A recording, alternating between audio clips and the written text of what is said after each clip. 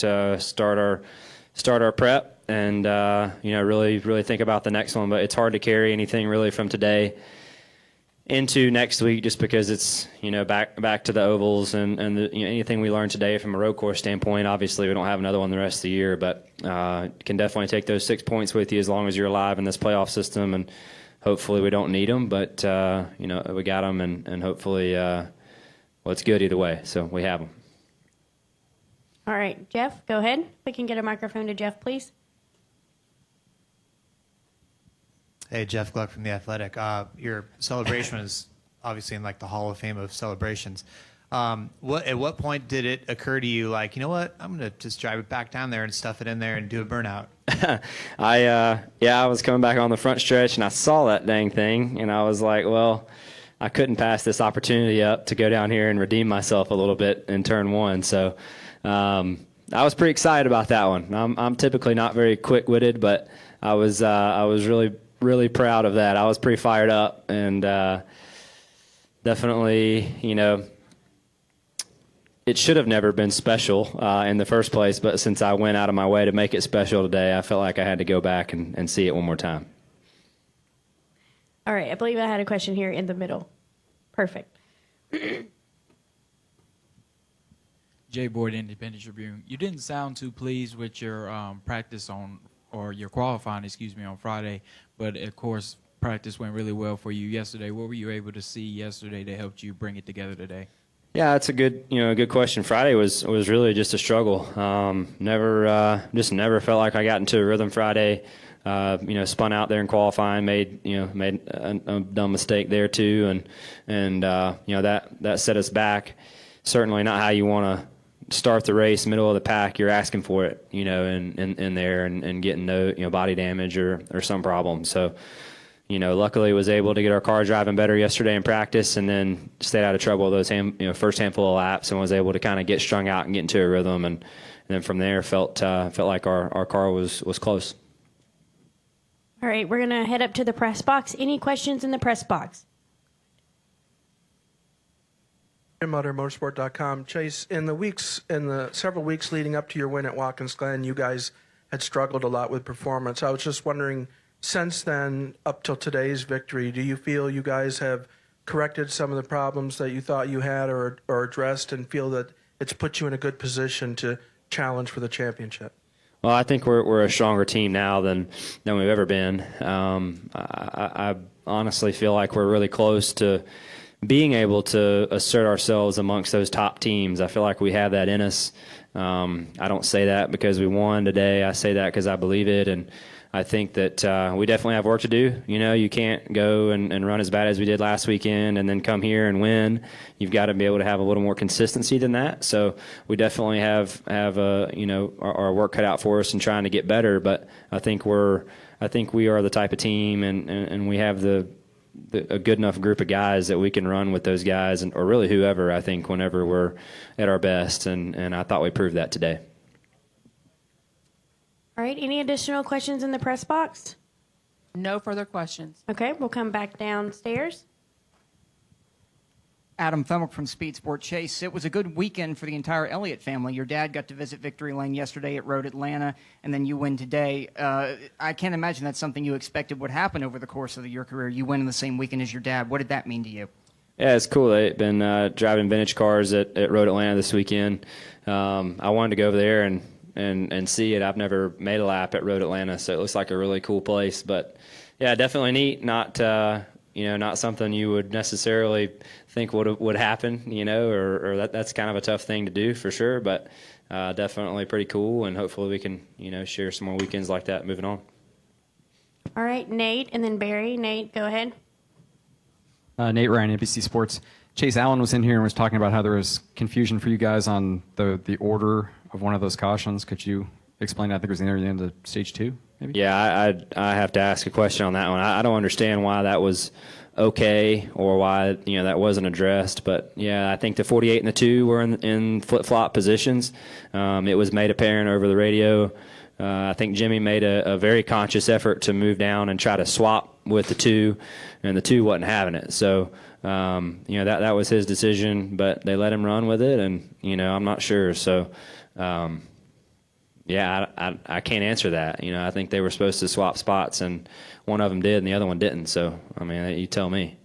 Is this race tougher year two? I don't know. I mean, I know it's a road course, but a different kind of road course for NASCAR to call it, where sometimes the guys spin, there's yellow, sometimes there's not. Is it a little bit confusing from your perspective on all that going on? Yeah, I mean, I don't know what, you know, obviously that's a discretion call for whoever makes that decision. You know, if they think somebody's wrecked bad enough or whatever, I guess, then they put the caution out, or I don't know. But that's not really for me to concern myself over. I don't make that decision. So, you know, luckily for us today, the cautions fell at a good time, and you know, honestly had more cautions there at the end than what I was wanting, but you don't always get what you want, and luckily it worked out for us, though. All right, Barry. Yeah, Barry Richmond, WAKG, Piedmont Broadcasting Corporation. You know, you've demonstrated your abilities at just about every venue you've been, but it seems like the road course seems to suit your style very well.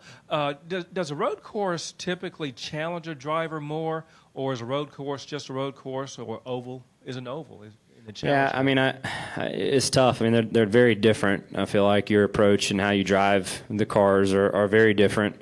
But I feel like you have to be able to be good at all of them. You know, there's really just not an area I don't think that you can be bad at nowadays and expect to compete with the guys who win championships in this deal. So, you know, we put as much emphasis on the road courses just as we do the other races. You know, and sometimes they have gone well and sometimes they haven't. You know, we've had our struggles at Sonoma and Watkins Glen, really, for that matter, and had our struggles here on Friday. So, I mean, it's not just a guarantee you're going to run good. You know, it's definitely a challenge, and it can be a challenge for whoever. All right, David, go ahead. David Scott from the Charlotte Observer. Chase, I know it was a foam barrier, but when you're going head on into something like that at that kind of speed, what are you thinking? What's going through your mind? I was just thinking, you idiot, you know, like, what did you just do? More than anything, you know, but I hit it pretty hard. You know, I thought it hurt it a lot worse than what it did, and luckily the splitter didn't get knocked up, and that was the saving grace of the whole thing. It was just kind of cosmetic hood damage and didn't bust the radiator. Guys did a good job. You know, a lot of times when you have damage like that, come down pit road and you try to fix it, and sometimes you can make it worse by, you know, pulling and pushing and too hard on that stuff. I mean, those are fragile areas. There's really no support for the front fenders. You know, after it leaves the front bumper, it's kind of just its own piece of metal until it gets back to the A-post. So that's a fragile piece of an area of the car that could potentially cause a tire rub or this or that. So guys did a nice job to put it together the right way. All right, we're going to take another question from Jerry. Jerry Jordan, Kicking the Tires.net. You may have answered part of this, but to lead 35 laps, to be out there to overcome what had happened and to have that momentum going into the next round of the playoffs, how important is that for you as a team to get that win? Well, I mean, just those extra 6 points, you know. Who led the most laps today? Oh, okay. So is that a point? No, not anymore? Never mind. Bummer. But anyway, so yeah, I guess 6 points, you know, that's a big deal, you know, regardless, and obviously you wanted to win, but, you know, those 6 points stick with you, you know, and you can't put a price tag on that, and you hope it doesn't come down to 6 points. You hope that you're cruising through and you're able to run good enough, or better yet, win, but they're nice to have, for sure, and like I said, you can't put a price tag on it. I mean, those guys that have 5-6 wins are pretty well cruising to Homestead, so you know that, and that's the goal when we get to Daytona in February, is to try to get up enough wins where, you know, these rounds, if you have a bad race, that, you know, you can keep digging. All right, any final questions for Chase? Okay, we'll take Kelly and then Mike, and that will be our final two. Kelly, CrownRacer.com. Chase, I just wanted to go back to the accident. What was going on behind the wheel? Did it look as smooth, or was it as smooth as it looked on TV when you hit the tire barrier and then seemed like you were quickly in reverse and got yourself going again?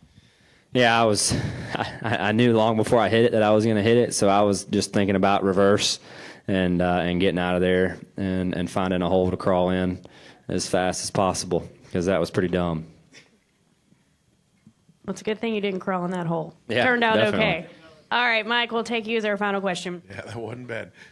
Mike Neff from FrontStretch.com and Race Brotherhood Foundation. Congrats on getting to reverse very quickly, because that usually seems to be a challenge in these cars, but you were in reverse in a hurry. On this course, and I don't know if it's because it's the Roval or if it's just the way this one lays out, but most of the time on road courses, passing is done under braking, and you out-brake a guy and beat him in. We didn't get to see all of your overtakes today, but it seemed like most of them were actually on acceleration and coming off of corners faster. Is that just the nature of this course, or was it the way your car was running? You just try to take advantage of wherever your strong points are, and I just didn't feel at other places, braking zones are and I think here a braking zone would be a great place to pass. The problem with here is if you blow the backstretch, you could potentially have ruined your day. So the risk versus reward there doesn't make a lot of sense. Other places, Watkins Glen, you outbrake somebody into turn one. Well, if you blow it, you just run wide, So I think you have to think about that, and I think that was probably a big reason why guys weren't just chomping at the bit to pull out a line down the back, because we didn't know if we were going to make it by ourselves a lot of times, much less, two people. So. All right. Well, good news. Inspection has cleared. Hey, that's good. Forgot about that. You are officially the race winner. Thank you for spending some time with us tonight, and congratulations on that win. Thanks, guys. All See you on playoff Dover. cars has cleared as well. Track inspection is complete. The 24 car will be going back to the R&D center, and there are no lug nut penalties. Have a good night.